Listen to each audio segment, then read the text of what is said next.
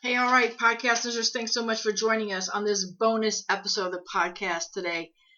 If you're a wedding vendor, I know that you feel that it's Thursday, but you feel like it's been a month. This has been a very trying, long week, few days for us.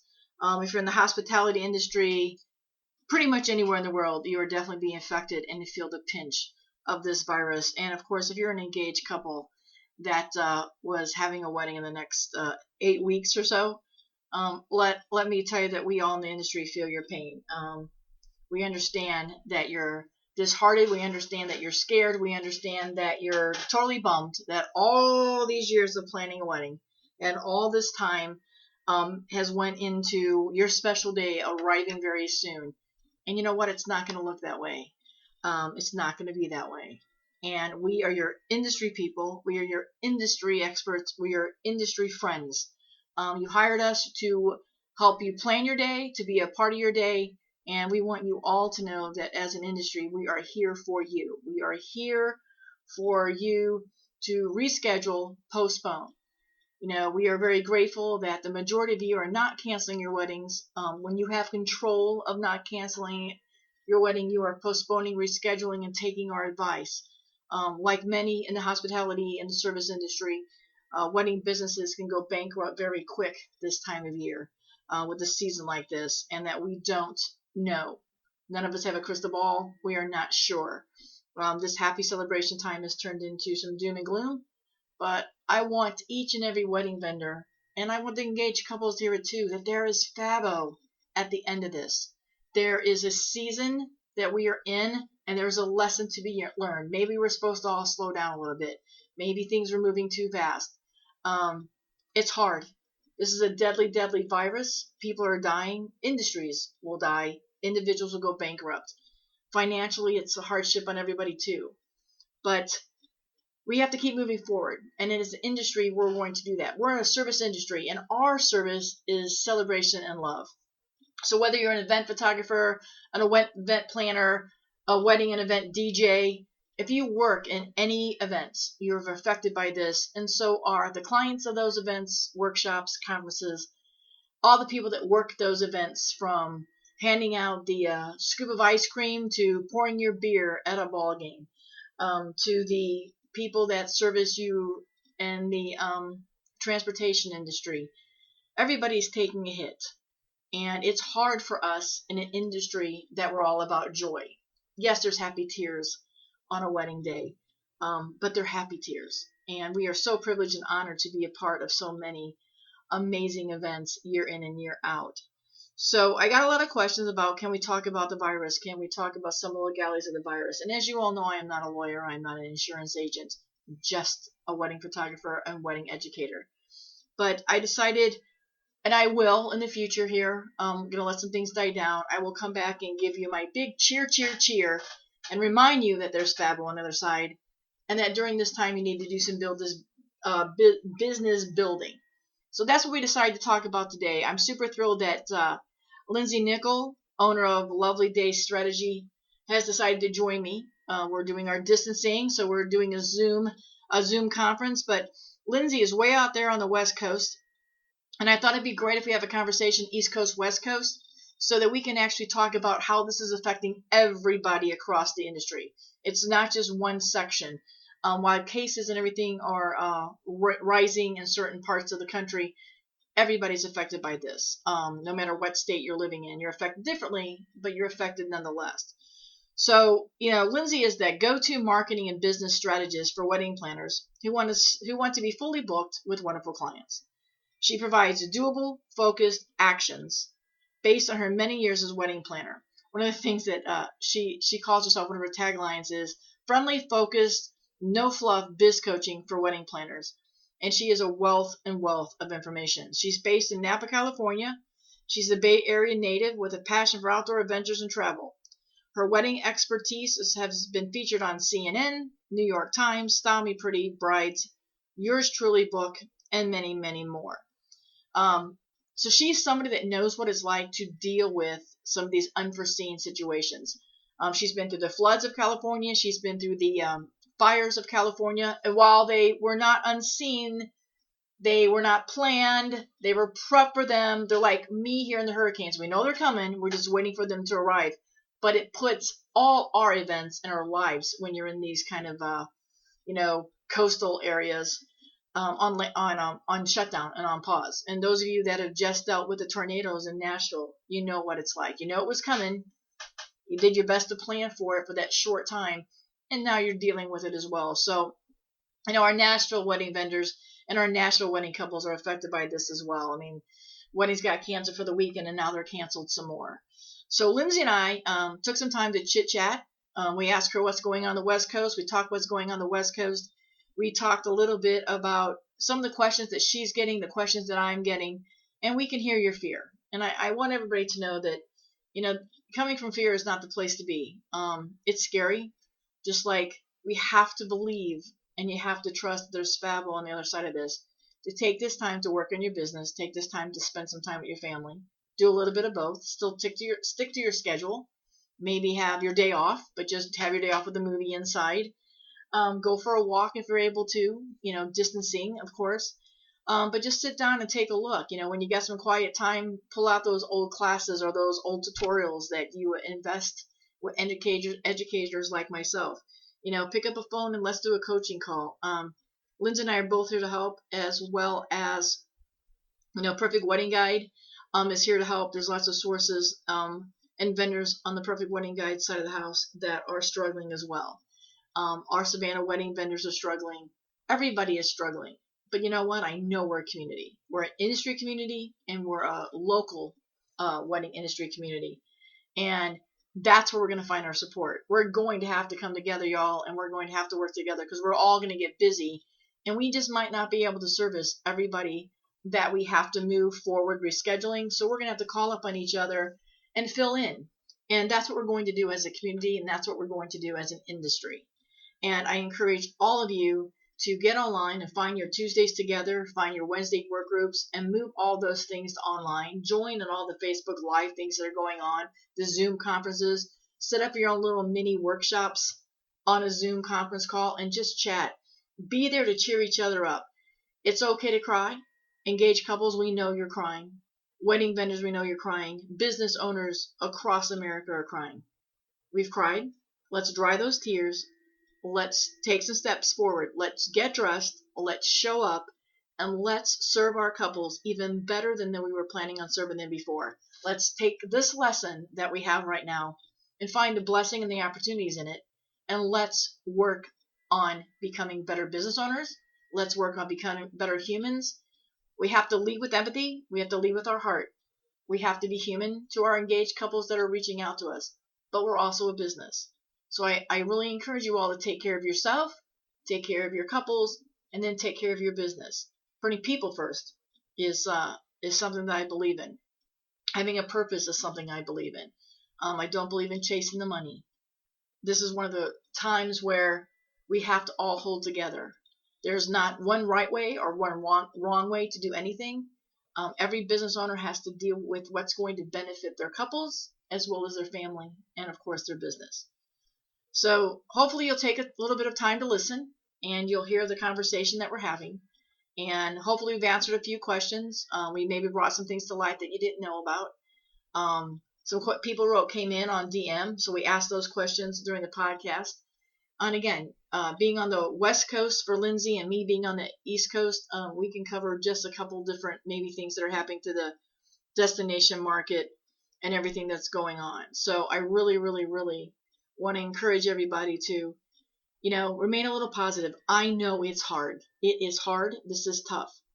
But be positive and let's keep moving forward. Let's work on our businesses. Let's work together. Let's figure out a way to get to the other side. Trust me, there is Fabbo on the other side of this. We're going to come out bigger. We're going to come out stronger. We're going to come out dinged and bruised, everybody. Do not get me wrong. But we are going to learn from this lesson and take all that we've learned and all that we have the time to learn on and be able to serve our couples even better and to better serve our industry as a whole. So I'll stop now. Let's dive in and start chatting with Lindsey. And don't forget, in show notes, Tina's got everything hooked back to her. She also has a little bit of a giveaway email template. So Tina will link back into the show notes. But take some time to listen. Follow us on the podcast. And it's a time for you to be introduced to some other vendors that are doing some work. Maybe hear what they're talking about. We're going to keep going on with the podcast. We're going to keep sharing and enlightening and introducing you to amazing couples throughout the Perfect Wedding Guide family, and just amazing couples across the industry that are getting married and planning a wedding. We're going to bring all this to you in this podcast, and let it be known that we are your cheerleaders. Perfect Wedding Guide is here for you. I'm here for you. Lindsay's here for you. You have a lot of people out there that want to support you. If you're new to the industry, please do not give up. If you're a veteran in this industry, there's Fabbo on the other side. I went through this at 9/11, and while it is not comparably the same, business suffered. People did not want to get married for a while. They were all too upset and sad. Eventually 9/11 started getting booked again. People started saying I do on 9/11, and it got a whole new meaning of happiness again. This will take some time. This one hurts. It's going to hurt everybody. Weddings will not be exactly what our couples planned, but their marriages will be strong and will go on. So without further ado, everybody, please welcome Lindsay to the podcast. And I want to thank you all for listening and following along and being patient with all of us as we work through this. Again, we do not have a crystal ball, but together we'll get through this. There is Fabbo on the other side. That's what we're talking about on the podcast today. Hey, podcast listeners, I'm BobbiBrinkman, wedding photographer, industry educator with 40 years of wedding experience behind the camera as a business owner and an industry cheerleader. And along my journey, I've had the opportunity to work alongside some amazing, talented wedding pros. Here on the Perfect Wedding Guide podcast, I'm going to invite some of them to come along, and we're going to have a candid conversation about what it's like to be in this wedding industry. We're going to talk about what it's like to be a wedding business owner, the ups and the downs that go along with it. We're going to share some funny and not so funny stories about wedding days. And we're also going to help educate engaged couples so that as an engaged couple, you can better understand why we at Wedding Pros drive you crazy with all our questions and our spreadsheets and your details. Ultimately, it's so that both of us can have a successful wedding day. We're here to motivate, educate, and celebrate each of us in this amazing industry that we love. So join us as we chat all things wedding. Here to inspire each other, here to lift each other up, because the more we know about each other, the better we can serve all our couples. So thanks for tagging along, and back to the show. All right, podcast listeners, here we are, and this is a bonus episode that we have going on with our podcast here at Perfect Wedding Guide. Everybody's calling and talking about the coronavirus and how it's affecting the business. And I want to preface this by saying again, everybody, there is Fabbo at the other side of this. We're going to get through this, and there is good things coming. Like with all lessons in life, we have to struggle, and we need to just focus on finding the good and finding the ways that we can cope through what's going on now. And the upside is this is a perfect time to work on your business. I know you're upset and sad, but it's a perfect time to do some wedding business building, and look at contracts, look at your website, work on Pinterest. There's lots of things that we can do. So when we started having some conversations about, I need to pull up some guests and some other interviews, I had Lindsey Nickel coming on, and we were going to talk about how to move to a new market, because I'm in a destination market and we get a lot of that. And she reached out and said, hey, why don't we change the conversation? So I was thrilled that she was willing to change. She's going to come on with some of her expertise here and guidance. And I'll preface by saying neither one of us are lawyers, guys, but we want to help you. And we probably know lawyers and can get you some creative lawyers. Anything we talk about, Tina will put back in show notes. Anything that's going to be there, Tina will have for the show notes so that you can click on and reach through, can get back to Lindsay's information. And anything we talk about for resources will be there. So listeners, I'm thrilled to have with us today Lindsey Nickel. She's the owner of Lovely Day Strategy. And as I mentioned in her bio, she is the go-to marketing business strategist for so many wedding planners. So welcome, Lindsey. Thank you for your time. She's from the West Coast, people, so it's early for her today. So we want to appreciate that she's on the West Coast sharing her advice. So listeners are going to get a West Coast, East Coast, and we'll bring it all together for the middle. So thank you, Lindsey, for joining us today. Awesome, Bobbi. Thank you so much for having me. I'm very excited about this East Coast, West Coast conversation and to just kind of bring some light to all of your listeners during this challenging time. I mean, I know for us over here, it's been kind of crazy. So, how have you been dealing with it? And I'm sure you took a breath like the rest of us, as an educator, but also a wedding planner and a wedding vendor. I mean, we're both in the industry, so we know it from the industry hat as well as the educational hat and the coaching hat. So I think people really come to us and say, hey, you guys are all three things. Do you have a magic pill? And we don't. We don't know. I have been through 9/11. I have been through what happened after 9/11 with business showing down, and I just had this conversation the other day. I mean, for a year, almost a year and a half, nobody wanted to get married on 9/11. No, nobody wanted to pick that date. And after 9/11, weddings kind of stopped for a few weeks because everybody was sad. This is different, and this is a health and a financial. So it's for both things. And let's just face it, we've changed. So what are some of the things that you're hearing from your vendors, and what are some of the things you're hearing from the people that you coach, and just kind of what's your take on it, and the positive role that you think we can get through getting through this. And let's just talk about some of the ups and downs, and and we have some listeners that have sent in some questions. But what is your take, Lindsey? I mean, what are you hearing and what are you feeling? I think in a lot of ways, everybody, whether it's an engaged couple or a vendor, is really in the same boat right now, as far as nobody knows what's happening tomorrow. Nobody knows what's happening in 6 hours. Everything is changing so fast. So everybody is just kind of bracing in their personal lives and their business lives, whether they're a business owner in the wedding industry or whatever their day job is, nurse, teacher, whatever. So I think like the first thing I keep telling people is take care of yourself. It's the analogy everybody makes. When you're on the plane, you put your oxygen mask on first, and then you help the other people. So really important to take care of yourself, whatever that looks like in your life, eating well, exercising, sleeping well. So take care of yourself first so that then you can take care of the other pieces in your life. Right. And it's been actually pretty interesting, like clients, wedding people who are getting married clients, some of them, not a big deal. Some of them getting super nervous. So I think it kind of depends a lot on like personalities and just their style in general. We have a client getting married on April 25th, and we were all like, this is going to happen. It's going to happen. Right. They wanted to do it. The vendors were all on board. And then just basically yesterday, Napa County said shelter in place till April 6th. So right. That was. And I think that's the other part of it. Because we're not here to be political or guidance, but I mean, the wedding industry itself, we don't even have guidelines. I mean, it's one of the easiest industries to walk into. So we're stuck on trying to figure all this out all the way. I do multi-states. You have weddings in multi-states. Every state's different. South Carolina says no more than 50 people all the way to end of Memorial Day. And South Carolina says, so it's kind of like, when is it? What do you do? And so all of it's coming at us, and we're changing. And I think, fear is not the way we should be guiding ourselves.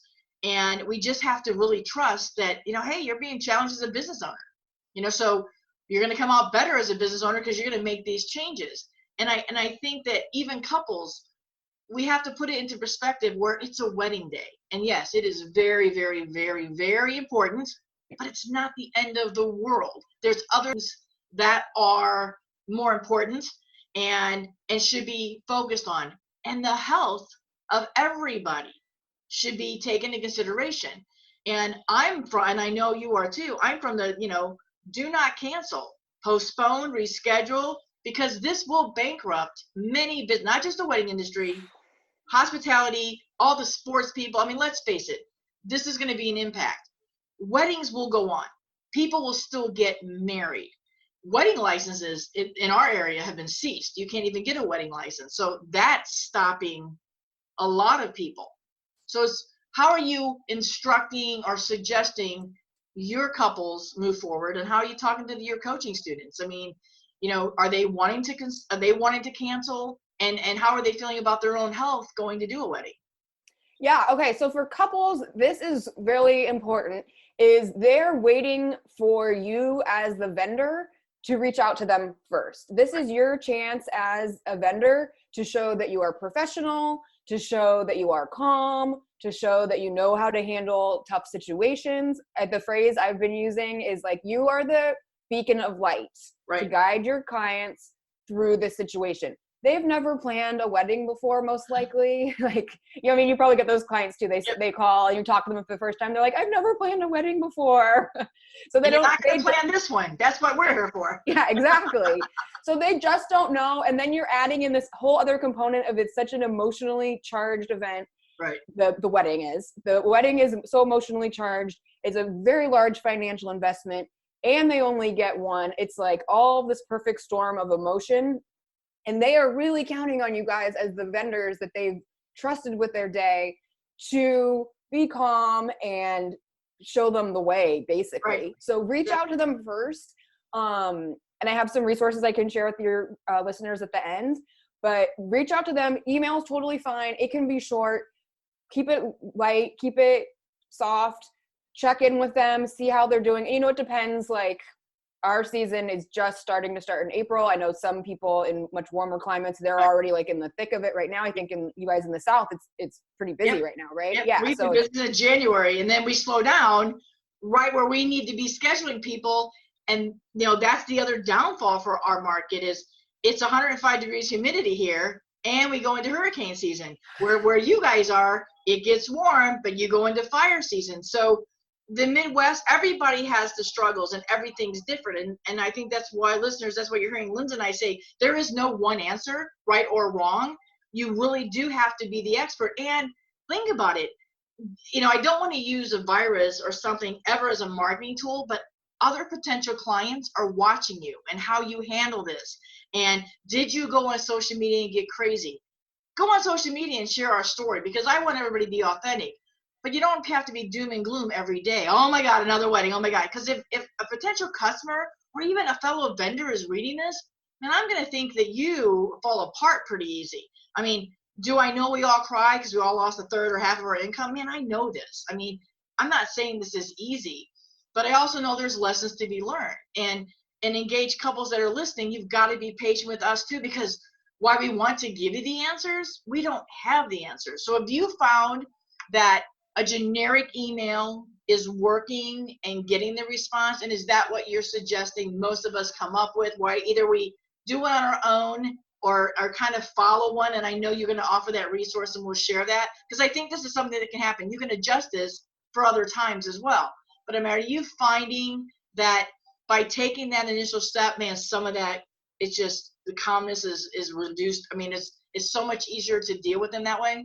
Yeah, it really helps. So on Friday, which is crazy, that was a week ago. So Friday, I sent an email out to all of my wedding planning clients. And if some of the clients have moms that are quite involved, so I included the moms.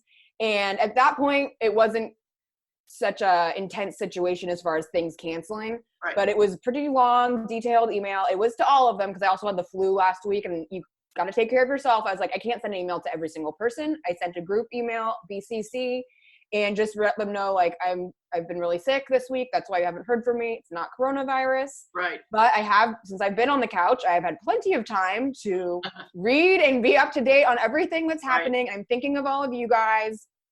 And on Friday, we were still talking about all the weddings are still happening. What's going to happen at the wedding? So it was like a 12 bullet things for them. And then I had a thing at the bottom for people getting married farther out, like in the fall. Like, if you're getting married in the fall, just hang tight. It's going to be fine. I'm thinking of you, but let's get through this first. Immediately, I got an email back from one of the moms. Thank you so much for being so professional. We really appreciate this. A couple hours later, another email from another one of the moms. And then the next day, an email from one of the brides. They just want to know that you are paying attention to what's going on, and they haven't been forgotten. And again, especially if you're in a premium market, they're paying for your service and expertise. They've made an investment in you, and you gotta keep going. I know we're working like beyond the scope of normal services. We're all going to be putting in more hours. Like, that's just a fact of life. We're going to be making less per hour on these weddings than we would have. And that just comes with the territory, I think, of being service-based businesses in times like this. And that's a good point. That's why I wrote that down. I'm going to use it as your quote. People forget that. And I think vendors need to hear this. I know your contract says this, and this, but come on. This is not normal. And we are going to have to write those hard emails, and we're going to have to listen on a case by case base. This is the time where if you're new to the industry and you have a really weak contract, because trust us, none of us have pandemic. I mean, I haven't spoke to anybody yet that has pandemic in their force majeure or their clauses. I have no, and think about it. We never had terrorism until 9/11. Then I added that right away because God, who would have ever thought I would have to have that? But we have to protect ourselves business. We have to lead with empathy. We have to be kind, but we also are running a business. And I always I've been trying to talk when I'm out speaking that these weddings are booked. So they knew they had payments due. They knew it was going to happen on their day. They've agreed to all the terms. Now all of a sudden we're dealt with this. Well, now my wedding can't be here. I have to move that. So we as business owners have to put on that business hat and say, I understand we need a new contract. Here's going to be some new cancellation policies. And oh, by the way, your final payment's still due. And we're going to get fought on that. And I know we're going to get fought, but we also have to pay our mortgages and everything else. And while some of these people, our clients, might be able to be home with a 2-week leave or whatever stimulus is coming down, they still knew in their budget that they were paying for this wedding. So as hard as it is for us, we still have to go forward and say, by the way, your next payment is due for this day and do this. But I think this is a chance that everybody needs to kind of look and say, how do you collect payments anyway? You should be putting those things back and saving them and not really spending them. But that's also how we live. So when people come and your brides have wrote back to you now, are you also, as the planner, and this is one of my big proponents is, I love having a planner because you're the team leader. And I'm going to take my lead from you. I don't want to go contacting. I want you to. But is that also the advice for the wedding planners that are listing and the vendors is if we all 12 or 13 of us start bombarding these couples, they're going to go crazy.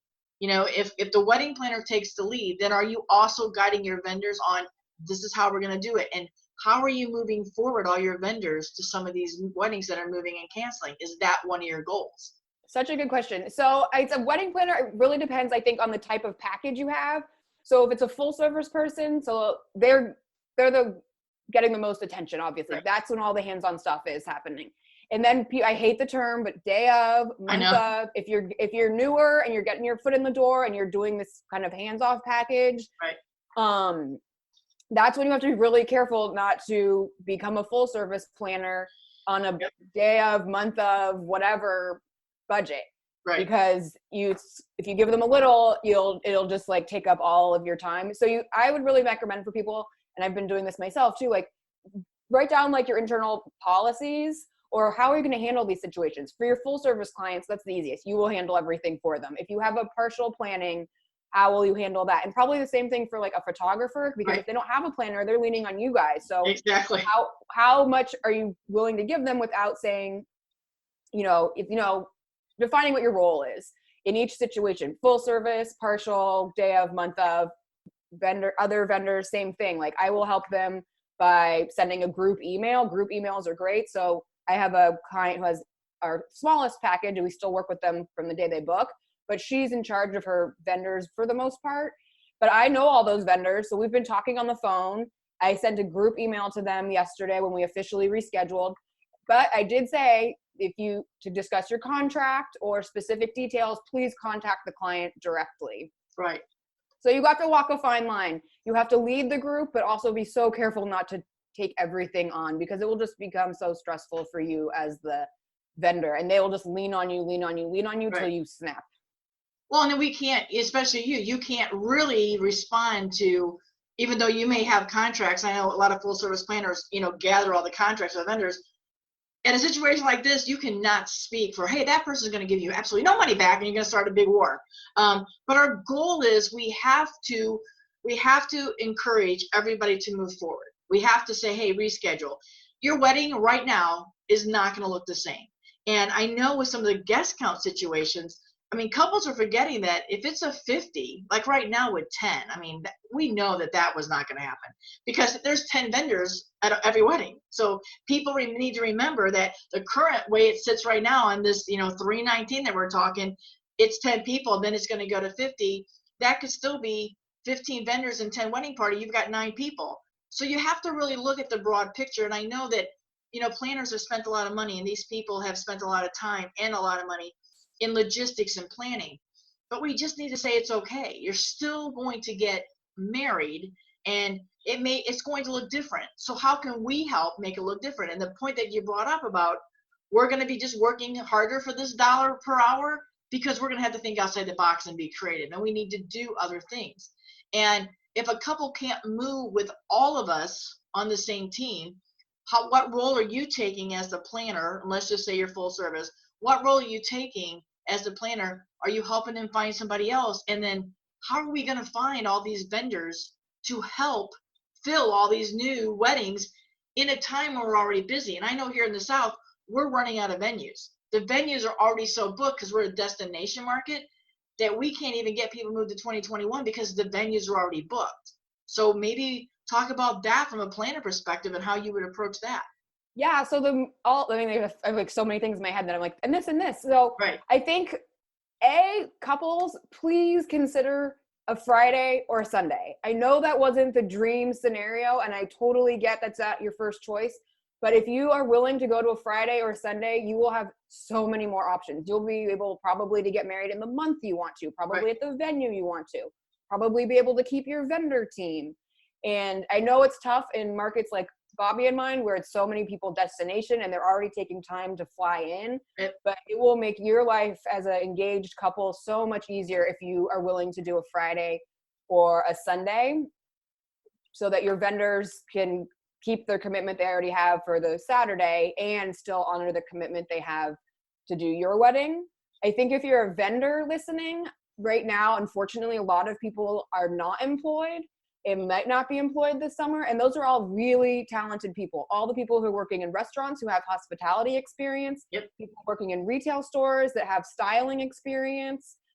So, like, those are where I found my best helpers, my best assistants are people who have worked in hospitality already. Right. So start thinking in the back of your mind, like, oh, I know that this person works in a restaurant and they're not working, or I know this person who might be looking for work in the springtime. Start building your mental list of team members, because I know it's so tough for like a photographer, and right. a planner, there's really like one, and they're hiring your specific style.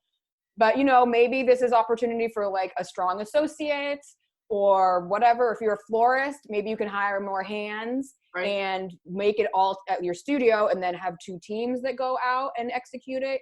Same with the planner. It's so similar to photographer. Like, they're a lot of times hiring that person they've been working with for 12 months or right. whatever. But, it's a lot of how you present it to the client. Again, not scaring them, but saying, hey, I have this great person. I've trained them. They know my style. I think they're going to be a great fit for you. Your wedding can still happen on Saturday, and they will be there doing the flowers, taking the pictures, planning it, whatever, since I'm already committed to this other one. Right. And if you have a strong relationship with your clients and you can keep it calm and you can really help set up that associate for success, that will really help you out a lot. Well, and I've been pushing Wedding Wednesdays. We in the industry have been talking about Wedding Wednesdays forever. So if we have couples, especially in our destination market, that already know that 75 of their people are not going to come back, and you might have 10 of you, you know what? Have a lovely Wedding Wednesday in the park.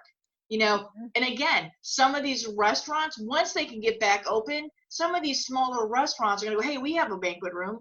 We never could do 100 people, but they're going to be, we can then take our business and serve the other hospitality business, and we can all be helping somebody else. Or just calling a restaurant on Wednesday afternoon and say, look, I know it's taken you a while to get back. You've got to go get your whole staff. I mean, I was hearing, a couple of restaurant people we know that said, after this is over, Bobbi, we have to still go out buy food all over again. We've got to get all the stuff to come back in. And we're going to have to be cleaning. While we're going in there and cleaning now, we're still going to have to do things as well. So it's not, if we said tomorrow we got back to weddings, it's not. It's going to take us a little bit of time to go through. So do you think that maybe, and I think this would happen across the whole country, do you think that maybe we're going to see an influx of smaller weddings now and engagements and elopements maybe? Like, those small micro weddings. I mean, I think people might just shift and go do that, especially the ones that have to be canceled. They might just go, you know what, let's just do this. I do. I think couples will get creative, just like the rest of us will, and say like, hey, we always wanted a small wedding anyway. So we're axing 75% of our lists, and we're all going to drive to where it's going to be, and it's going to be fabulous, and it's actually going to be what we were planning on all the time. And then as vendors, that's where you really got to look at your contract, like what are your minimums and things like that. Because you have, I mean, in my opinion, you need to stick to your contract because you're sold that date and all that good stuff. So yeah, I think we will see people. I will be very curious to see if in 2021 people are leaning more towards the petite weddings, or if it's going to be like gas prices go up and everybody's like, never buy an SUV again. And then gas prices go down and the next day they buy an SUV. Exactly. So maybe by 2021, people will be like, what 200 person problem for a wedding? Like, exactly. Well, and that was fascinating. Exactly. And that was one of the questions that one of the listeners had sent in on, kind of just saying, what's Lindsey's point of view as a planner? Looks like she's a planner in Illinois. And she just says, I'm a planner in Illinois, doesn't say where. What's Lindsey's take on, I was hired for a full day, I was hired to be with this couple for 10 days. In order to keep their wedding in the rules and regulations of CDC, we can move their wedding to a Friday, but they're shrinking their wedding down and is not going to require my full 10 hours. I mean, what is something I can do, because I've been paid, but now my services are less. The couple is not asking for anything yet, but I want to be prepared. So Lindsey, as a planner, what is her opinion on this? Oh my God, that's such a good question. So hopefully, I don't know what this gal's name is. We will call her Karen. Karen, in Illinois, I hope you have a contract. Yep. That's the number one thing. If you have a contract, please refer to it and see what it says, for payment schedule and refunding and things like that. The contract guides everything, assuming there is some sort of like decent contract. And now we're talking about personal opinion. I would say you have to stick to the contract, and those are the payments that they have agreed to pay you. Right. You've agreed to pay the service. But here's what you can do, because now I don't know how big the wedding was before. Let's say it was 50 and now it's 10. Do the best job possible you can for that couple. Deliver 100%, especially because you are getting paid for a larger scope, which they may or may not remember from the contract. Right. But you want them to remember that working with you was amazing. And if they do think like, oh wait, we didn't hire her for this, and they look at their contract, but then they remember like, it's going so good with her though, we don't want to rock the boat. Right. It just comes down to what you were saying before, Bobbi. Like, you just got to be a person first and do a good job. And like, I mean, I can think of no other phrase, but come from the heart. I don't know. Exactly. Like, no, I mean, that's how I feel. Be sincere and come from the heart. Okay, you're making more money. You're the same amount of money for less people. Deliver on that. It's just like when people want to go to like a premium market. It's possible you can charge a lot of money for services, but you have to deliver every single time. So now this person maybe just got catapulted to the premium market. They're getting paid a lot more for something smaller. Deliver, do a good job, be your usual charming, amazing self, and it will pay off. And that is Anita from Chicago. So I had to look out the phone to see what it was. But that's the good point. And I also want Anita to know, don't start asking about refunds or anything. Deliver on. And Anita, we talked about this earlier. You probably have already done 2 hours of work just going back and forth juggling. I mean, I know full service planners always get the bash of, well, you're just a pencil pusher. You charge me for every time you write something. It's as bad as a lawyer, which is why I don't know why people think that's what planners do, but they do. They push pencil and paper, but they're organizing. And this is every podcast I try to tell listeners, engaged couples listening, this is why we have to ask you so many questions, because something happens every day. So we're like, wait, last week this happened. So I'm going to ask. So when we send you out a wedding detail form and a planner sends you 19 pages, there's a reason. And we want to know them politely so we can better serve you. But that comes up a lot for me with the photographers are going, hey, Bobbi, our wedding, they're going to go ahead and go forward, but we're not going to have a reception now because we don't need the 7 hours. So, my point with these guys are, and again, destination market. If you're in the middle of the country and you have a local couple, photographers, maybe even florists, planners for sure, I can offer to do something a year from now. I can offer to do attorneys. I can work out what is there. Now, in fairness, I'm going to work twice as hard, to honor all that contract, because now I got to give up another day. I have to go do something. But it falls onto how you are. You lead from the heart, you lead from empathy. I want to do my best for them. I do not want to give money back. I have to take care of my family. We all do. So let's figure out the compromise. And especially with planners. I mean, you guys have put in all this time. You've made all these arrangements. But let's take a minute here to throw a little grace to the florist that may 2 weeks have already ordered the flowers, or the decor rental person has already ordered something special. I mean, it's not their fault either. It's these impossible situations that we're in. So couples, why we feel for you. Our hands are also tied on the things that we can do, and we're mandated. And that one of the questions that came up, I do not have a name on this person. It's just a funky name. I'm not even going to try it. It's a IG handle. But they're from Nebraska. So they say, we're out here in very rural areas. I'm also a wedding planner. My question is, at what point do I know that it's too dangerous for my staff to attend a wedding? Does Lindsey have a general idea? I know it's a personal choice, but would Lindsey ever send a team out knowing the CDC regulations are for 50 or less, and these people are having more? At what point do I take care of myself first and not the customer? Oh my gosh, that's such a tough and good question. I mean, again, you just have to follow your own intuition. Yep. And make whatever is the best decision. Think about your personal situation and the people you live with. Are any of them in the risk group, immune compromise, over the age of 60, whatever the whole list is? And just really think for yourself, what is the healthiest choice for you? What is the healthiest choice for your staff? And then if you decide that not participating in the wedding is the right answer for you, enabling that wedding to still happen. Can you hire an associate? Will the client reschedule? Because you can still be their vendor in some way, or if you have to sever ties, please point them in the right direction for other options. But that's tough. And I used to live in a rural area in Wyoming, and I know when it's since it's less population, there's less rules coming at you every day. Yes. So people are much more left on their own to make those final decisions. And we're finding that we have people here that might have had a public, a plantation or a barn, and because of the rulings of the mass gathering, they're moving to a private spot now, and they're wanting us to continue on. And you're like, okay, so quote, am I breaking the rules by going to a private house? I mean, where, again, it's all that, it's just such gray areas. Do not gather people 10 or more. Do not gather 50 or more. It doesn't say on road, blah, blah, blah, intersection CCC. It's now we went to a private house, and these people play these. And I really hope that people do stay kind of quiet and normal. But I'm hearing some really sad stories about vendors just being threatened and being sued. And I'll bring that up a little bit here. I kind of want everybody not to do this from the place of fear. I mean, do not feel that you need to write somebody back a full refund check when you know you've already either done engagement pictures, or already had cake testings, or you guys have already spent 2 or 3, online or in-person meetings with them.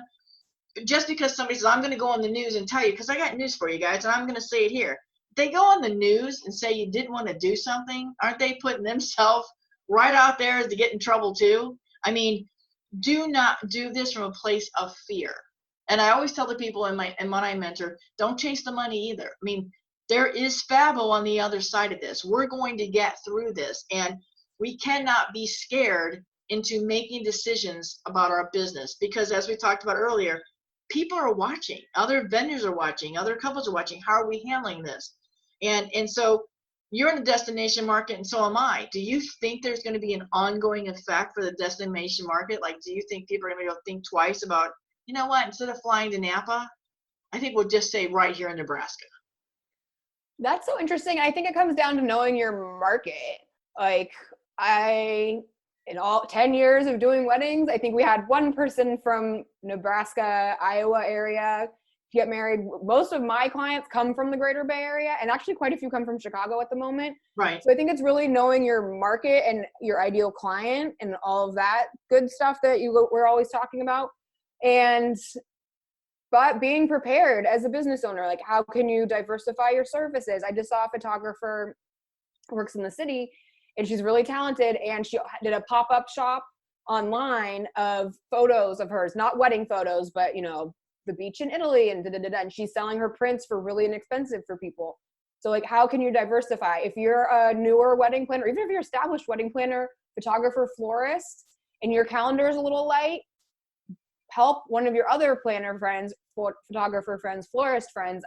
Some people I'm, I've been doing this for 7-10 years. Right. You're helping them and you're making some money. So we all need to like come together and help each other out and just kind of ride the wave. And I think to what you were saying, people acting out of fear, if you are starting to get like kind of frantic emails from people right now, I think the best thing people can do right now, especially if you're not in the thick of wedding season, like we are, I know you guys are in the thick of wedding season right now, so a little harder, but just tell people to hold tight for 10 to 12, 14 more days, and it will have a lot more answers. And if we are in the same kind of unknown world, we will be much more familiar with what it is like to go on with life day to day in this online world. Exactly. So everyone just like take a breather. If your wedding is coming up in the next 4 weeks, yes, some things are happening very quick, but if you're beyond 4 weeks, just take a breather. Everybody is. And we'll have so much more information soon to be able to help people with their weddings and with their businesses and things like that. And actually I had 2 things I was thinking of that I wanted to share that you made me think of is for vendors, please keep track of how much time you're working. Yep. Have a timer. There's so many free timers out there. Keep track of your hours so that you can be educated on how much you are making by the hour. It just helps you with your prices. And if hopefully this never happens, but if a client questions what you've been doing, you can do that. But it's so educational. I've been doing it for years. Keep track of your hours. The timers are so easy. I use one called Toggle. It's great. It's free. Yeah.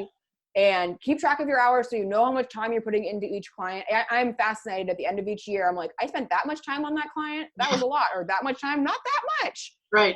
So start doing that now, even if you haven't been already, because you're going to be putting a lot of time in with your clients and you want to make sure you're keeping your boundaries and sanity in place.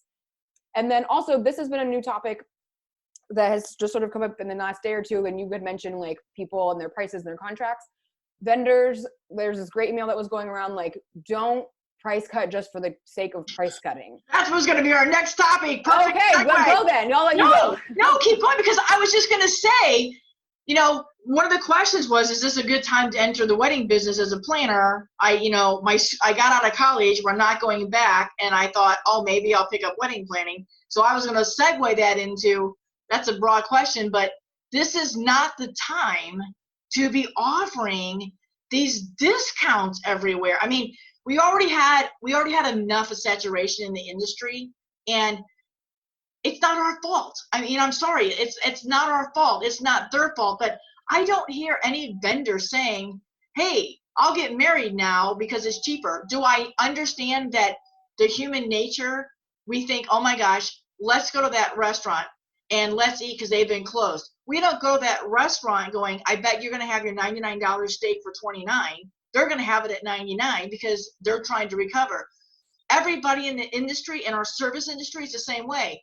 Do I think hotel rooms might be knocked down a few bucks? Yeah, but not for long. I don't think you're going to see $99 airfares coming out of this, even though they all give big bailouts. That's another subject. But we have to stay true to, this is all I've done. And your timer idea is perfect, because I don't think they realize how much time they're taking with each person, and it's because they care. And so this is not the time to go, man, when I get out of this, I'm going to discount all my fall weddings to fill up my dates. So go on that. Talk about how your point of view on that is. So this vendor I work with who's been in the business like 20 years, this DJ, he had sent this email, and I was like, oh yes, I'd been listening to this topic on webinars, and it's about people just like giving back the deposits or just discounting, because it's coming from like, oh my God, I feel bad for these couples. But okay, people are not discounting toilet paper at the grocery store. Okay, exactly. People are not discounting in the physical product world. You are not expected to discount in the service world either. So it's a team. I always say like the vendors are a whole team. And if one vendor just randomly decides like, okay, I'm going to discount it because they asked, or because I feel bad, or whatever. Now you make all the other vendors on your team look like scumbags because they're not going to discount. Exactly. And you're also going to look like that like cheap gross bottle of wine. Like, okay, well, all these other vendors are not discounting and they're holding to their prices. So why is this person deciding to discount? You know what I mean? It's like, why is that bottle of wine $7 and these bottles of wine $70? Well, it devalues what you were charging to begin with. I mean, Exactly. let's just say you're a $5,000 photographer and this couple booked you and you have 10 weddings that have booked you at $5,000 and you've just moved them forward and rescheduled and you love them and you thank them. And then you go on Instagram and say, hey, for my fall weddings, I'm going to be $2,500. What did you just say to the 10 that trusted you to hire you to begin with, invested in you, and moved forward with you? I don't know how you can do that. And again, not judging. We're not judging. This is a candid conversation. Everybody knows how I talk. But we have got to keep raising our industry, and we need to keep rising together. We all fail together. We all sink together. And the old saying is, the time to work on the dock is when the bay goes out. Well, this is, the tide goes out. This is the tide's out. So this is our time to work on these things. And you're exactly right. Or I'm seeing people that are gathering up to offer a free wedding. Are you seeing that out there yet? We have not seen that out here yet. I mean they're posting on Instagram or YouTube. We're gonna pick one lucky couple. What one lucky couple? And you're gonna give you've just asked your clients that are affected, and let's face it, it's mostly March and April, to trust you and believe in you. And now you're gonna offer somebody something free? No. And if you do that, that's another client you're taking on, and that time and energy is being taken away from your paying clients that have been with you for months. Right. That really, again, they're looking for you to be that beacon of light to guide them through this. So think how those clients are going to feel if they're like, why are they taking on this free couple? I haven't heard back from them on my email for 4 days. Exactly. And some of your coaching that you do with some of your mentoring and coaching, what are some of the key things that you're now telling your coaching students? Because you also have coaching students. So you're also trying to be, I got my business head and I got my business head like me. I've got my wedding photography, but then I have all these people that are paying me to mentor and help. So, we got to do both. What are some of the things that you're telling them to do right now for business building, and where are you telling them to focus this time so they can come out of this better, and that, that you and I are still being open and honest and caring, but we want you to succeed after this. I don't want one of my mentoring students to fail and go, I just can't do anymore. If you don't want to do anymore, then get out because you don't want to do it. But don't let this be the terminating factor. And like the girl that says, school's out now. My college has been canceled. She's in Alabama. My college has been canceled. Alabama 0448 is who her name is. Has been canceled. I was in the hospitality plan. Do you think I could pick up working for a planner, or do you think it's okay for me to start my own business now? So you have people that still want to come into this industry, and then we have ones that might just want to throw the towel in. So what are you kind of telling your mentoring students, and maybe advice for Alabama 0488? Oh, so many good questions. Okay, so the first question of what am I telling people, basically what we've been talking about. Number one, take care of yourself. It's fine if you need to take a day off, a couple of days off. It's fine if you're working part-time, and relaxing the rest of the time, eating well, sleeping, going for walks. Take care of yourself. Next, take care of your paying clients. Yep. See what they need. Reach out to them first. Be their beacon of light. Support them, but be mindful of what level of service you've committed to them. Be mindful if you're the photographer and they don't have a planner, that you haven't now become their planner. Think about, you have your timer. See how much time you're spending with each of those clients. Don't be afraid to give them direction. They're looking for you to tell them what to do. Like, great, here's what you should do if you're the photographer. Great, you need to reach out to all of your vendors and see if these 3 dates work for them. It's not your job, if you're not a full service planner, to do all of that for them. Right. And then, since a lot of people are at home, either on shelter in place or just self-quarantine, or because it's safer and the smart thing to do right now, this is a fantastic time to work on your business. I don't know about you, but I have like this ongoing to-do list. It's like 5 pages long. Prioritize that to-do list and just start knocking those things off. Update your this is a whole nother webinar. Right. Update your list, update your testimonials, all those things that you're like, either wait to do at the end of the year or your slow season. do it now. Another thing you can do is still interact with all of those vendors and keep with those relationships. Call them and check in on them. Text them and check in on them. Post on Instagram. Interact with them on Instagram. Get on Zoom or FaceTime or whatever, just like this, and talk like, hey, what are you going through? What are you going through? Have you heard this? The best ideas I've had and like how I've felt better is from talking to my fellow vendors. And I know for newer people, it's really intimidating to reach out to those people because everything is like so guarded when you're new. But I promise you it's so much better when you reach out and you can open up those channels of communication, especially like this. And those other vendors will remember you as that person, especially a new one that was willing to reach out to people at your level or maybe a little bit above and say like, how are you doing? What can you do? Or how are you handling fill in the blank situation or whatever? And that's kind of like those 3 things or however many I just rattled off will keep people busy for a while. Well, right, because like you said, we normally go, okay, it's December. I'm going to sit down at the end of the year and I'm going to try to get all this done. And then we go, but I'm missing my time, my family. So we compromise in December because we want to, we're exhausted.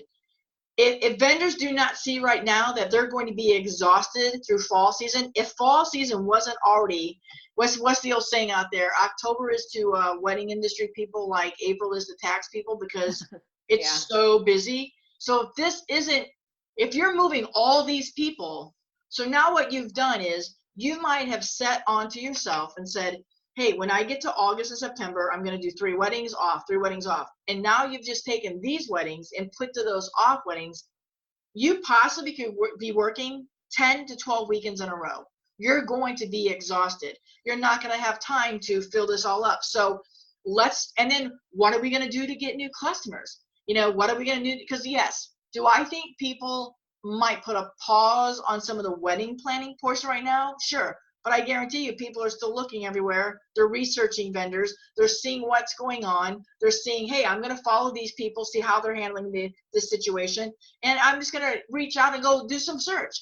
What's it like what's this wedding venue look like? Or, hey, look, this venue is getting a painting. They have time now to spruce up your venue. You have time to spruce up your studio or even your home office.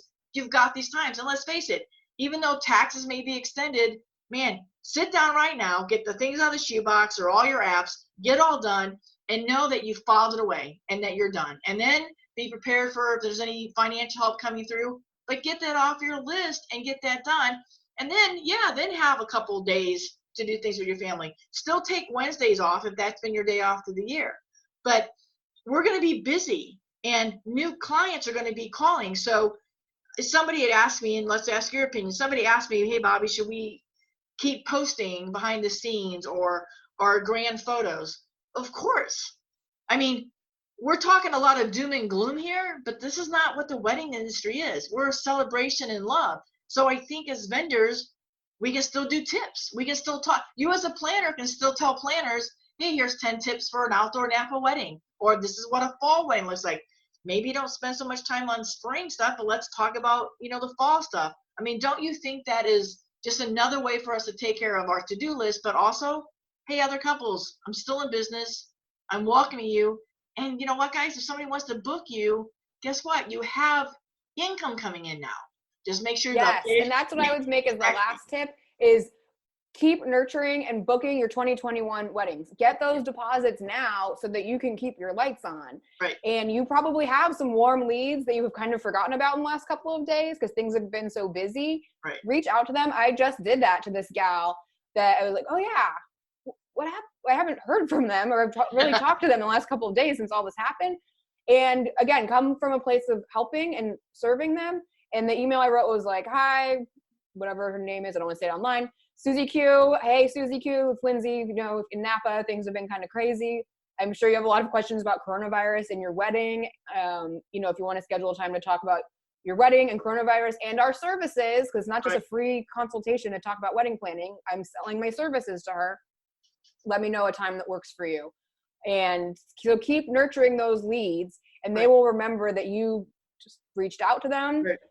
And I know I just heard on one of your podcasts, the rate of people who don't reply to inquiries even in the best of times is like my mind was blown, Bobbi. I know. So if you're the vendor that reaches out back to them during terrible times, you're probably one of two people maybe that will reach out to them, and they will remember that. And I think you probably know with fires, I joke all the time that I can tell you there's been 2 years in a row where we have been, you have to evacuate the island, so we have to go. And if I try to stay, but if I have a wedding off, I have to make sure I'm off, even though I think that wedding will be canceled, postponed. I still have to be able to, provide my services. And I remember having to go down to my car for 2 calls, and the people are calling. I'm like, I'm evacuated right now from that exact island that you want to book your wedding for in September. They're like, yeah, I don't think it's going to go anywhere. If it does, it does. They're like, I figured I have a chance to talk to you. So we get so busy on Instagram and stuff that people like you and I go, oh my gosh, Bobbi's teaching, she's off speaking, or she's doing all these weddings, that I try to remind people that I'm still open for business. But I think sometimes they don't want to reach out to people like you and me or other wedding educators because they're like, oh man, you guys are busy. And so I think sometimes we probably lose business because we look busy, but that's just because we love what we do and we're serving couples and we're serving vendors. So I might talk or post, hey, I'm off traveling. Doesn't mean I'm not available to talk to you in my hotel room. So I always tell people, hey, I'm on a plane right now. Thanks for inquiring. When I get to my hotel, I'd love to talk to you. And exactly what you said, they're like, oh my gosh, you actually talk to me when I'm busy. So if that's the service we're going to give them in a trial and bad situation, they should be, oh my gosh, what's it going to be like? And you guys out there, I mean, how many of the vendors that you're dealing with have been affected by the fires and things? So is this like a double whammy happening to everybody out there? It kind of, yeah, it is. And it feels like now it's just like, here we go again. So I've been in Napa 6 years now. The first year we had a huge earthquake. Then there was the floods. Then 2017 fires in Napa County, really bad, and Sonoma County. Then this year, 2019, more fires in the other end of Sonoma County. So a lot of this does feel so familiar. And what I was writing to my clients on Friday was like, I have not seen everything. I've been doing this for 10 years. I haven't seen everything. What I say is I haven't seen everything, but nothing surprises me anymore. Right. So it's just like, we're just doing another crisis situation. Same feelings, same energies as the fires, the earthquakes. The vendors always rally, people rebound. The wedding is still beautiful. We haven't dealt with this exact beast, but we've dealt with very similar beasts. Exactly. So we can help you guys, and we will get through this, and I can assure you that there is light at the end of this. And then the other thing, too, is as educators, we have to remember that we are here to educate. And you and I are doing this today, and there's no money transitioning between us. We're just here to help educate our people. So as educators, I'm kind of just asking everybody I don't want anybody to give anything away free. I don't want to do anything, but this might not be the absolute perfect time to launch a brand new program or online course. And if you do, offer something that now that people have a chance to sit down and maybe take that course, or go back and visit courses that you've purchased, or go back and read things that you've got from me or things like that, and then reach out.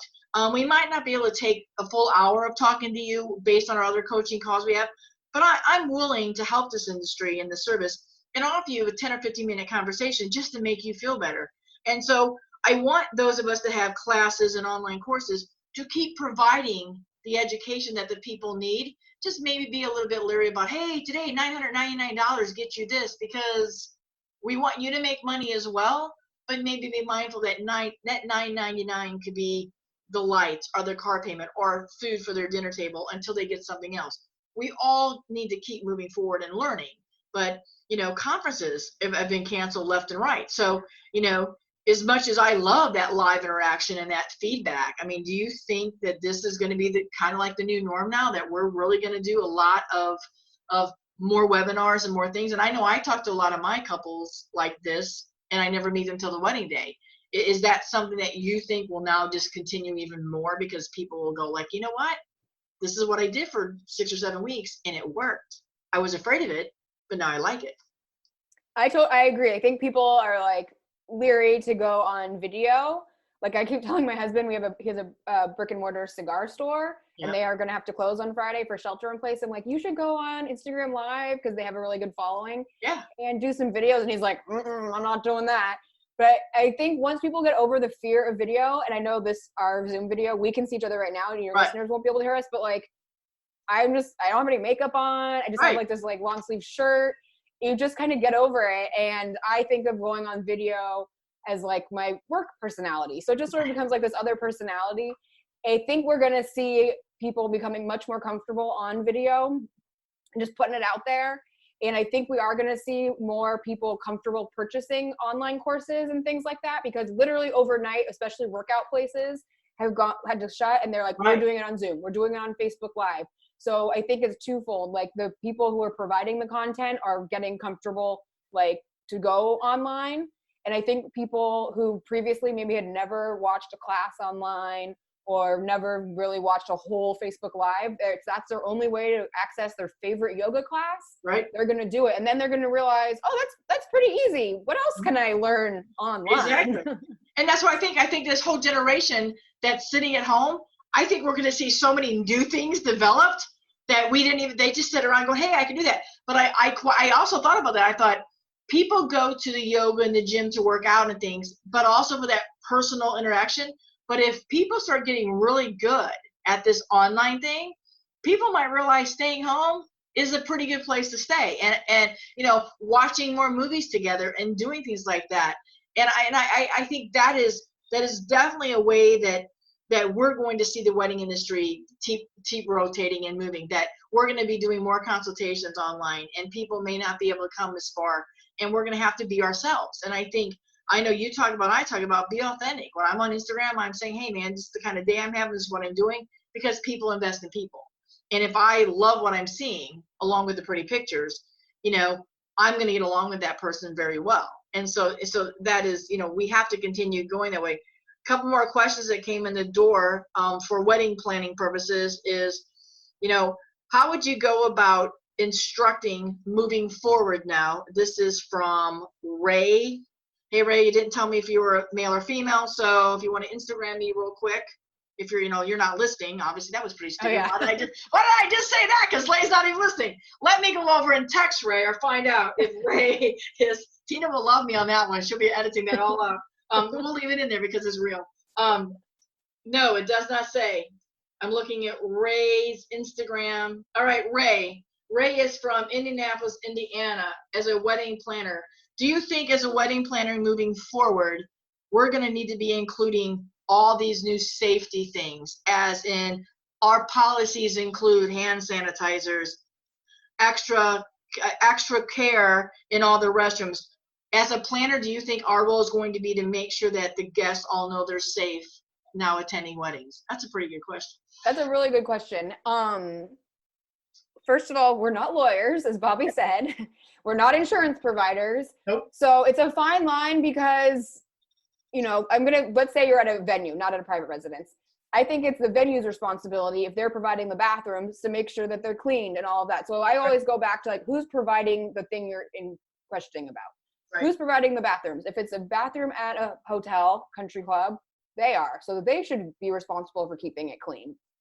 And then I always tell my clients anyway, do a little amenity basket to put in each of the bathrooms. And now we'll probably say, be sure to include hand sanitizer in that little amenity basket.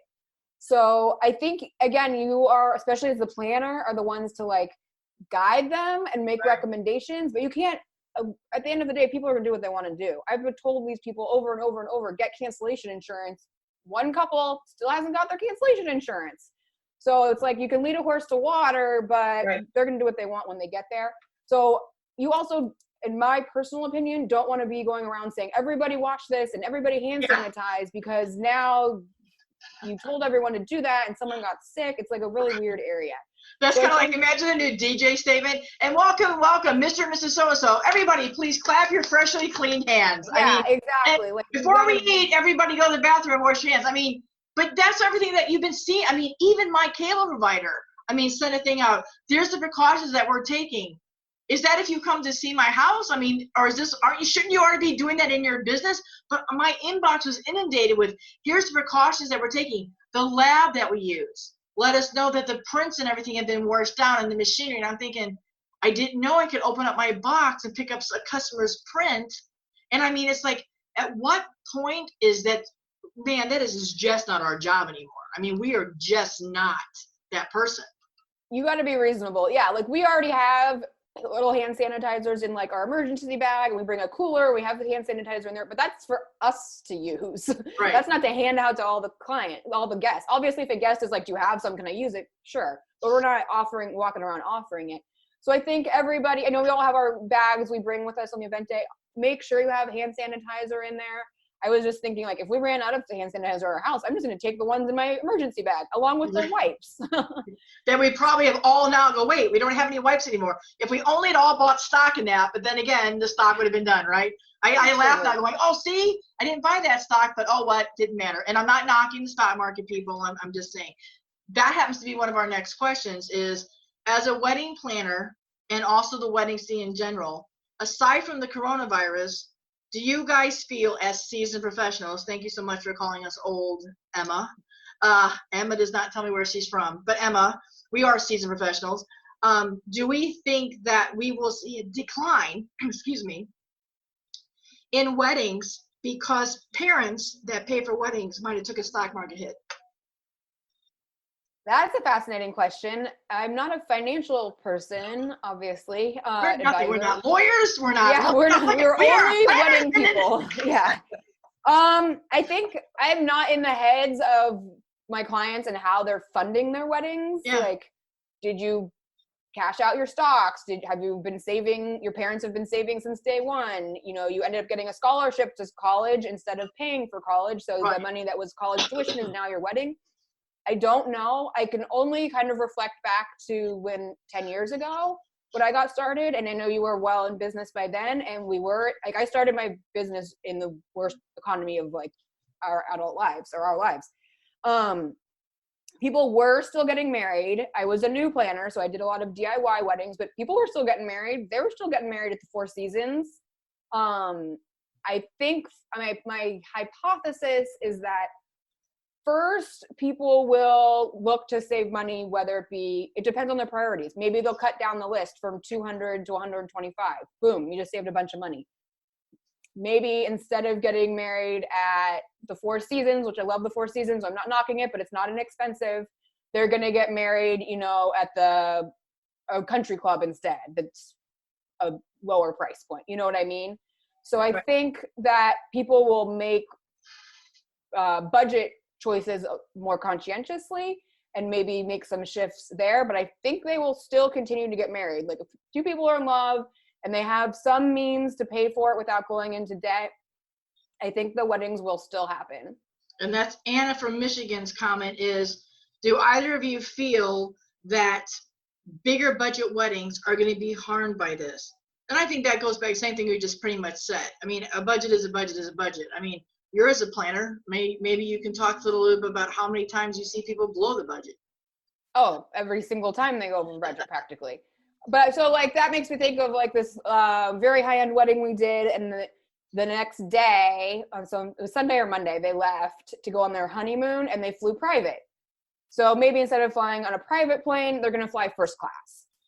Right. I think the luxury market will be dinged like everybody else, but people who are already in the luxury market, clients, people, engaged people, I think they're, for the most part, going to find a way to maintain that lifestyle. Right. And still have very high-end weddings. I think the same person who was doing a DIY backyard wedding potluck, it's still that.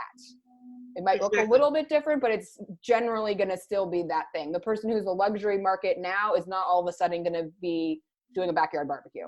Right. And I think you hit the nail on the head when you said this is, if you're going to get married in a hotel, that's what you're going to get married at. If you're going to get married in a barn, that's what you're going to marry at. Whether you want to spend $2 million in a barn or you want to spend $2 million in a hotel, you're going to have your day. Weddings will still go on. We'd already made the trend the last couple of years. You and I have already seen that weddings went from 200 to 100 very quickly. I mean, there was no like drastic. It was like I used to have 200 or more, then it's like 100 or less. There was very few that fell into the middle. So I think those trends will continue. I also think back on the business side that two of the questions that now might be asked are, are you available? So 3, are you available? How much are you? And what's your cancellation policies? I think that this, with it being a virus and a pandemic and a financial thing, that I think people now are going to want to look more closely at contracts to see how fast they can get out. So I think we're going to see that shift a little bit more. But I'm like you, I still think weddings are still going to happen. So, Anna in Michigan there, you guys are going to have, freezing cold weddings, just like you always do. And that doesn't seem to stop you when, people get married up there. So I think we all just have to continue to be focused based on that this is going to be fine at the other side. And, I'll go back to you starting your business. Disney and Microsoft started their business in the worst times of the year as well. And, they've done okay.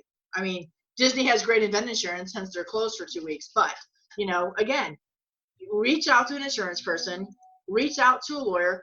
These are things that if you want to be in business, you need to have them on your team. Get legal, all the way legal in all your states. And Lindsay's shaking her head, guys. So she agrees. And get yourself an accountant or bookkeeper. And make sure and get yourself a contract lawyer. Do these things. Those are the 3 things that will help you. And is that advice that you give your people to? Outsource the things that you're not good at. Get rid of things that are out of your scope of genius. And as a planner, sure. What do you think? Is that what you do when you're a planner? Like, you're not the photographer, but you're going to find the best one for your client. Totally. And when I started my business, the first thing I did, so I mean, I'll be totally honest, like the first wedding, did we have a contract? Probably not. Yeah.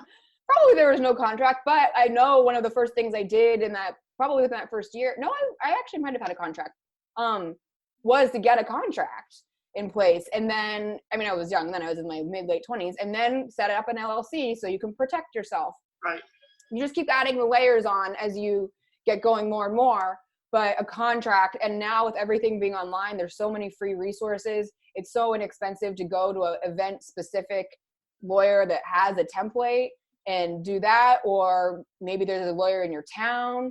Right. It is such a wise investment, because I have no doubt that there's wedding vendors out there right now who have either A, no contract, right, so they're really in big trouble, or B, really loose, outdated, not strong contract. And a contract, I mean, this is another soapbox, but the contract is not to be a Grinch. The contract is to set expectations so that if there is a problem like this, everybody knows what's happening. You already made those decisions while things were calm and peaceful and unicorns. And also, I mean, I'm guilty of this too. People don't have great memories. So, for photographers, for planners, how many hours did I make their package for? Right. Was it 7 hours? When did I say I was starting? I don't even remember. What's that? How many assistants am I bringing? That's why you have a contract, so you can look back. Or if they say, oh, when you and your assistant come and you're like, I always work solo. Yeah. Let me look at that contract. Oh, I did hire 2 assistants for that event. Right. It's to remember what you're going to deliver and what they're expecting. Right. It's totally to, what's going to manage what happens to the expectations. Well, and also too, how many people, and I tell you right now, if we can see everybody's hands, how many of the people know what their contract says? They just made one. They only ever fill out the front part. They never update the back part. Like I said, I guarantee you right now, everybody's going back to see, force majeure and acts of God. I bet you're adding pandemic, and this is going to be tied up in the courts for a couple of years, people. There's going to be this everybody is going to be adding this new clause. I mean, how did you think we got the force majeure act of God, like I said, terrorism before? This is going to be there, and this is going to take us a while to rope all the way around and through. And as business owners, you invest back in your business. So exactly what you said, Lindsay, check the things off that you can get done, and you take care of your customers. And I guarantee you, the minute one of your brides or groom is a lawyer, you'll know how good your contract is. The minute one of them says, oh, I'm a contract lawyer, and then, you know what? In lieu of our engagement session, I would love for you to take a look at my contract. Don't forget that you have a big, big source of your couples that probably know how to do something. And if you reach out, I know we've had couples reach out to me that are lawyers and other people saying, hey, you okay? Can we help you with anything? And, those are relationships that we've built along the way. Let's wrap up this little bit at the end, Lindsay, of really talking about the other thing that we as vendors can do is to get to know and work with other vendors, and that is a priority when you're mentoring, no matter the season. Build that relationship with a vendor. Yeah, so I mean, this is like one of my favorite things to talk about, networking without actually attending networking mixers, because especially if you're new to town, which I was when I moved to Napa, even though I've been doing weddings for 5 years, or if you're just new to the industry in general, at least for me, it was so intimidating to go to those networking mixers where everybody knew each other and we looked so like chic and awesome. And I was like, I don't know anyone here. So this is a great time. Send a handwritten note to your vendors. Yep. I personally love getting mail. I mean, it might take a little longer now with things going on, but like send a handwritten note to your vendors. I appreciate you so much. Looking forward to working with you on the July 7th wedding. Right. Interact with them on social media. We're all on our phones even more right now. Get online together and do like an Instagram live together or a Facebook live together and just chat. I mean, that's literally what Bobbi and I are doing right now. Like we can see each other and we're just chatting. Right. So do that. Keeping on, I guess. Like this isn't the time to just like give up. It's too hard. Like keeping on, keep interacting with people, have like virtual coffee with people, text people and check in on them, email them, check in on them. And that's that is going to be right. That's going to be a good foundation because we're in this together. And I also want to say, don't get hung up if you see vendor A saying, I'm giving all my money back, and then vendor B saying, I'm not giving anything back. Listen, take a grain of salt, but do what's best for yourself and your business. I mean, again, Lindsey and I have been telling this whole podcast episode, we don't have one right answer. We just know the things that are coming at us. And based on your questions that are coming in, they're pretty much the same way. Most of you guys have asked us, what should we do about this? How do we move forward? And I kind of didn't bring all those questions up because we don't have those answers. But those of you, and we got a couple more here that will answer, but you're going to have to really sit back and look at this from your point of view. You're going to have to sit back and look at this and say, I need to make this work. And I think Word was saying as mentors, don't give up. I mean, if you're new to this, trust me, if this is your one or two, you're going to have probably 20 more of these things 10 years from now. If you're like me, 40 years into it, took 40 years for it to get here, guys. Took 40 years. I mean, I've been dealing with hurricanes for years, but 40 years is something to halt this industry like this. And, Lindsey's somebody that you can go to that gives out this great advice. And she's, like I said, she's an expert on CNN and New York Times. And these people reach out to Lindsey because she has this sound advice. And she's not going to guide you in the wrong direction. So, when you have this time, link back from the show notes with Tina and go visit her and all her strategies and things that she has. And she's a good person to have in your corner, and again, I know we've been kind of talking vaguely, but it's like, there's not just one right answer for this. And, what people are asking, and the last 4 questions that have come in the last, 15 minutes that I asked about yesterday were, I'm not sure, at what point do you know that you can't make it? And the other one is, what if I don't book any more weddings? What do I do then?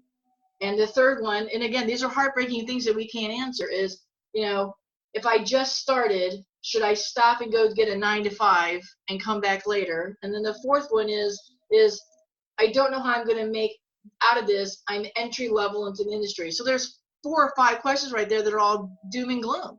And, show some of your advice there, Lindsey. Throw some motivation at them. I mean, I don't want any of them to give up, but we're also not in their shoes. Exactly. So my first thing for everybody, but especially those people with the heart-wrenching questions, don't make any rash, quick, fully charged emotional decisions. Like, even though I understand things are moving fast and it's scary and it's intimidating, like, don't make any decisions really, really fast. Give yourself time, at least 24 hours, depending on what it is, to think it through. We've seen it all with clients, and we've probably done it ourselves. Like, oh my God, this horrible thing is happening. We need a tent. We need whatever. Like, the flower girl pooped her pants, whatever it is. And then time passes, a little bit of time, depending on what it is, and it's much easier to make a clear decision. So I get it, guys. We're in the eye of the storm right now. Like, what I've been writing in my emails to my list is like, it's always darkest before the dawn. Like, I'm pretty sure we're at the darkest part right now. It's going to get better. Like, it's darkest before the dawn.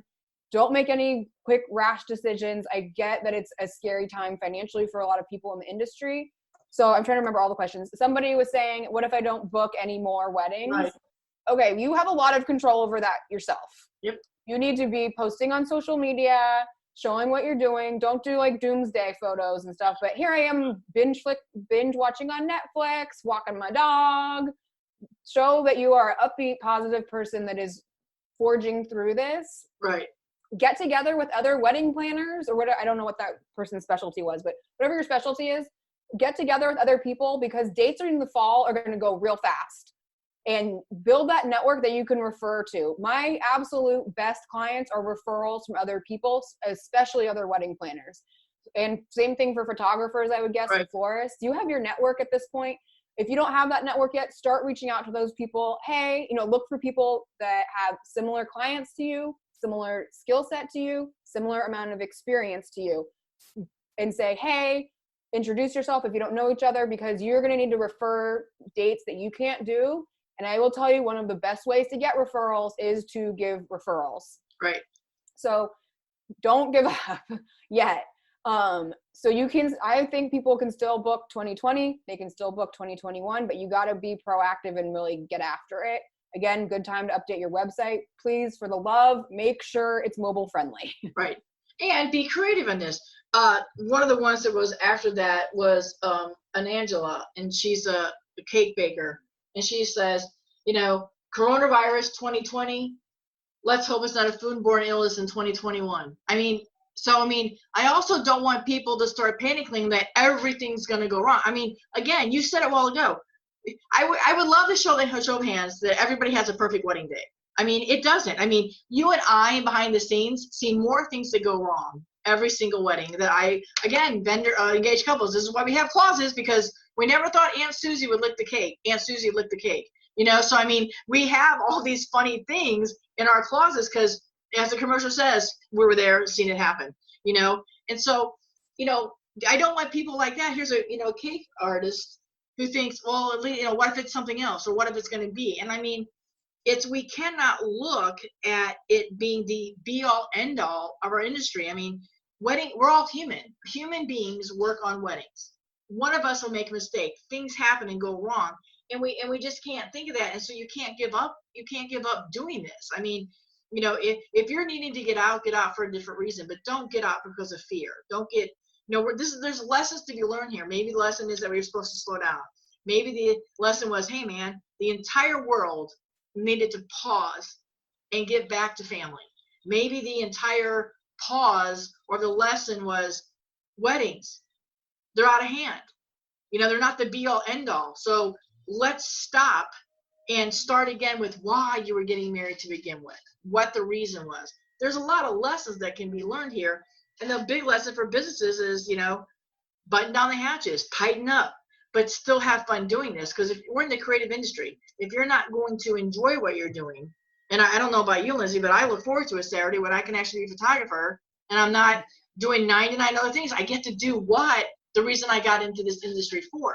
So, that's a perfect choice to do that. And again, I don't want everybody to just think it's so sad. I don't want everybody, it's hard, but I don't want everybody, and hopefully you guys have listened today and we've given you some tips and some ideas and you felt our motivation. We're not making light of anything, but I want you guys to know too that Lindsay will come back because she has a whole bunch, we were going to talk about moving to a new market, but she's just a wealth of information. But we just felt that between the two of us today and Lindsay's expertise, we could really share, what's going on with Corona and how you need to combat it and fight it. And I don't think we probably share anything new that you haven't been listening to, but also sometimes just turn off all the things you're listening to. There's so much information out there. At the end of the day is what's best for you and how you serve your customers and how you take care of your family and that you lead from the heart. So is there anything else you have to add to that, Lindsay, or anything else you want to chat about? That was fabulous. I would just say everybody, please take care of yourselves. Please try to see the silver lining to everything. Focus on the things in your life that you're grateful for, no matter how big or how small. Personally, my husband's like, oh, I'm going to be home for 2 weeks. I'm going to do all these yard projects. Exactly. So find the silver lining into those things. None of us have a crystal ball. None of us know what's happening tomorrow. So just really appreciate everything you have today. Don't make any rash decisions, please. I would be heartbroken for you if you closed up today and this whole thing passes in 6 weeks. So just take it by day, give yourself some slack, and we're all going to get through this together. I mean, I think of the wedding stories these people are going to be able to tell. Hey, we were going to get married on this day. This is what's going to be down in the history books, people. We're going to see this in the history books. Back in 2020, this mass illness came, and you could sit there and say, oh, my mom and dad went through that. And then it's going to be my grandparents lived through that. Their wedding was here. So again, I get to plug the photographer, that the photographer gets to capture the photo and still, and then you'll have that memory about what's going on. But again, hire professionals, hire professional planners. You cannot have a wedding in this day and age without a planner.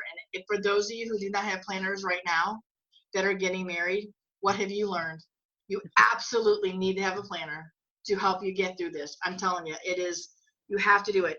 Like I said, Tina will link everything back to on the show notes. Lindsey's going to come back and we'll talk probably a couple more topics, but we'll get her back. We'll let this settle down a little bit. She's reachable. Tina will put all the context there. We're going to try to get this up, everybody, so you're going to hear it pretty quickly. But again, just thank you for tuning in. Thank you for listening. We just wanted to come and give you a little bit of boost, give you some information that's tangible, but give you a boost that at the end of there's a bunch of Fabbo. So stay with us. Thanks, Lindsey. Be safe out there on the West Coast, and we'll talk to you soon.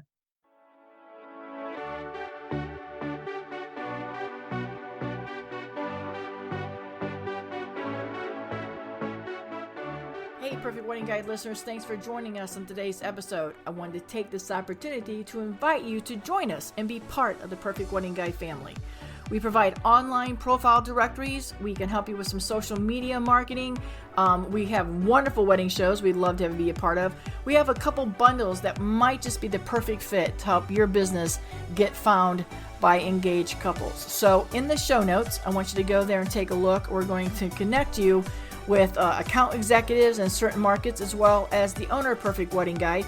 And you can email or reach out by phone to these individuals and let them know that you are a loyal Perfect Wedding Guide podcast listeners, and they have a special promotion going on just for you. So as we get ready to jump into 2020, there's a lot of exciting updates and changes coming to Perfect Wedding Guide, and we can't think of a better way to kick off the year than inviting you to be part of it. We want to help you each succeed in your small business. This Perfect Wedding Guide is owned and operated by a small business family, and they want nothing more than to help you succeed. So we're a wonderful wedding community. We invite you to be a part of it, and we can't wait to show you all the amazing things that Perfect Wedding Guide is launching for 2020. It's a perfect opportunity to join in.